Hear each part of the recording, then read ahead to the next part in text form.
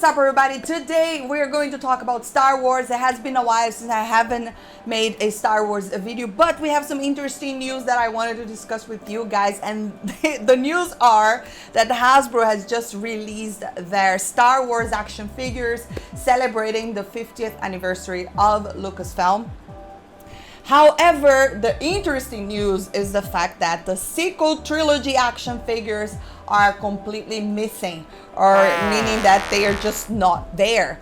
And of course, that got people talking. So maybe the rumors that the sequels are going to be erased is true, because how come they wouldn't make a Rey figure or Rose or Poe or whatever other characters, you know, space horses, whatever. Now, it is weird indeed, because, you know, especially if they are focusing on major characters from the trilogies, you would think that at least they would have the Rey action figure, but no, there are no action figures here. I'm going to show it to you. However, on the other hand, there's also an interview with Jon Favreau, which I'm also going to talked here today, that he's talking about his process of writing and creating the Mandalorian. And well, some people are saying that all roads lead to Jake Skywalker, meaning that all roads will lead to the sequel trilogy. As much as I think that all of that is possible, I also know for a fact that a lot of the sequel trilogy toys weren't selling. Not as much as Baby Yoda. You have to understand that the sequels, you know, the films, those are the ones that should sell more than the TV show. However, here comes the Mandalorian, and everyone just wants Baby Yoda. Everyone just wants Mandalorian helmet and all of that. But the sequel trilogy, they just did not engage with the audience in a way that the other films did. You know, the toys weren't selling, and that is just a fact. So maybe the rumor that they are slowly trying to erase, or at least explain the reason, the things that happen in the sequels that a lot of people I still don't understand the sequels. I still don't understand why they would do what they did to Luke Skywalker. He is the face of Star Wars. Anyways, let's have a look at these toys over here first, and then we're going to talk about Jon Favreau, because I think there's also a lot of people misinterpreting what he actually said on that interview. So here are the toys. So we have Qui-Gon from the Phantom Menace. We all know that Phantom Menace also got a lot of like backlash. You know, a lot of the fans were expecting something similar to the original trilogy, but however, time changed that, I think, because now the prequels are so beloved, even though a lot of people acknowledge that they weren't perfect, but the storytelling was good. You know, the events of how Darth Vader becomes Darth Vader. And then we have Mace Windu, also another awesome character from the prequels. So you can say whatever you want from the prequels, but they had a lot of very good characters. You know, Mace Windu, Qui-Gon, what's the name of Darth Maul? Why my brain just went blank. Darth Maul. There's just so many characters that are so memorable, but I don't feel the same way when you look to the sequels. I mean, that's at least how I think. And we have Jar Jar Binks, the Jar Jar Binks toy with this. What is this? A lightsaber? No, it's not a lightsaber. It's I don't even know what that is, but doesn't matter. Then we have this battle droid. Those are really annoying battle droids. They are extremely annoying. Then going down, we have Obi-Wan Kenobi from the original trilogy. Pretty amazing action figure. Love it. And then we have the Jawa. Jawas are so funny and annoying too. Look at him. And going down, we have Greedo. Another famous character from the original trilogy. Then we have Leia on her Return of the Jedi outfit. An Ewok. Also, we have the Elite Squad Trooper Black Series. Cool. Wow, look at that. That's nice. And we have Ahsoka, we have Darth Maul.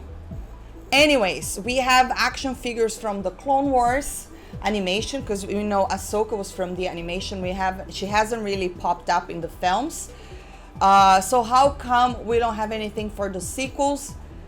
That's weird, and it really leads me to think that I think Lucasfilm understands that those toys are not selling for a reason. So maybe the rumors that they might be erasing, or at least putting that to the side for now, it's true. Because otherwise, why would you not have Rey and the other characters if you're celebrating the 50th anniversary? I don't know about you, but I think that's weird. Especially when you're talking about the films, the movies, you know, they're supposed to be the most important thing. And right now, The Mandalorian became the new Star Wars, you know, the stuff that people have been asking for. And then we have Jon Favreau, right? So he gave an interview where he was talking about his writing process. And one of the things that someone asked him, it was about the Luke Skywalker arc. And I think a lot of people were freaking out, saying that, oh, they had no plan, and people didn't say anything because with the sequels they had no plan and people freaked out. But listen, a sequel trilogy, you must have a overall plan, because you're ending a story that started so long ago, and you're talking about the Skywalkers. The Mandalorian, they pretty much had a clean slate when they got started. It was a story of a Mandalorian that had absolutely nothing to do with the original characters. So of course that Jon Favreau had a freedom here, some sort of freedom that you cannot compare to whoever was in charge of the sequels. You know, the sequels, you're dealing with Luke Skywalker, you're dealing with Leia, you're dealing with Han. You must end these stories in a pleasing manner. You must touch in these old characters and make the fans happy. You cannot just ignore what came before. Now, Jon Favreau could have done that. You know, the first season of The Mandalorian was pretty much within the world of Star Wars, but it's a brand new character. This is what he said. The question was, did you have this arc planned out from the very beginning, especially the appearance of Luke Skywalker, revealing that the story was essentially a few years after Return of the Jedi? Always a set idea from the jump or something that you arrived on after working with the material? And he answered, no. The story unfolded as I wrote it. The Mandalorian inherited a great deal from the existing Star Wars stories, and when I write, that context is always a consideration. It became clear that within the established continuity, certain things were likely to transpire. So the difference here is that even though when he started The Mandalorian, he did not plan to have Luke Skywalker, because this is something that even Dave Filoni said, we are not touching on the big guns. We're only dealing with the world and small characters. However, taking the success of The Mandalorian, taking that The Mandalorian was pretty much bringing the fandom back together. And as he said, the story had to lead to Luke Skywalker, pretty much, even though he didn't plan from the beginning, because perhaps he just thought we're just gonna write a story and not touch on these main characters. The way that things were leading, he had to get to Luke Skywalker, you know. The good thing is that he had freedom to do so. And of course, because he even says here, The Mandalorian inherited a great deal from existing Star Wars stories. This was a time that Luke Skywalker was around, and not only that, he was the most powerful Jedi at that time, you know. Basically what he said here is that it was an organic thing that Luke Skywalker would have to appear. And then the interviewer continues, are you concerned, having placed the story right in the midst of the saga, with the latest films having revealed Skywalker's future, that you are all penned in narratively? And he said, we have a tremendous amount of freedom afforded to us because of the gap in time between the films. Dave Filoni and I are in constant discussion regarding how each story choice is impacted by and would impact existing Star Wars material. So he is not saying that The Mandalorian will eventually lead to the sequels. He's not saying that. I mean, of course, it can lead to the sequels, but what he's saying here is that he had the freedom to work within that time gap in which the sequels did not cover. And that's why they were able to write Luke Skywalker the way that they did and not really think about the future Luke Skywalker.